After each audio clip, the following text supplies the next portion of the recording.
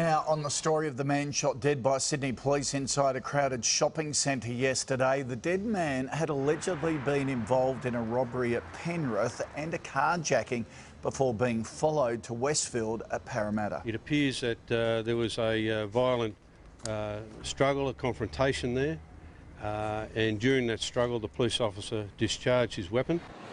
Witnesses have reported hearing multiple gunshots. Let's go to Sunrise correspondent Edwina Bartholomew, who's at the shopping centre at Parramatta.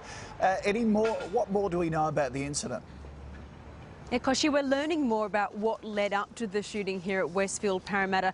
Police say the 34-year-old was initially involved in a violent armed robbery using a knife at Penrith. He then fled the scene there in a stolen vehicle before crashing on the M4 and carjacking another vehicle, a Mitsubishi Lancer, all the while being followed by the police helicopter. He ended up here on the 6th floor of the Westfield car park, where he dumped that vehicle and continued by foot to the food court. And it was there in a service area behind the food court that he was shot by a senior police officer, reportedly up to 5 times. It caused havoc here, as you can imagine. This was yesterday afternoon, 4 o'clock in the afternoon. Parts of the shopping centre had to be locked down. Shoppers fled. The line out of the car park took hours as police cordoned off areas of that food court. We understand some officers are still inside continuing their investigations. Koshi?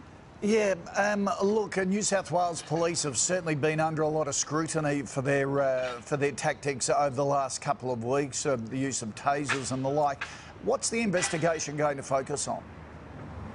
You're right, and once again they've launched a critical incident investigation team to look at what happened here. The officer involved was a senior police officer and inspector from St Mary's Local Area Command with 10 years experience. The investigation might look at why he didn't use a taser, if in fact he was carrying a taser in the first place, or perhaps capsicum spray. It's also unclear whether the offender was still armed with that knife when he died.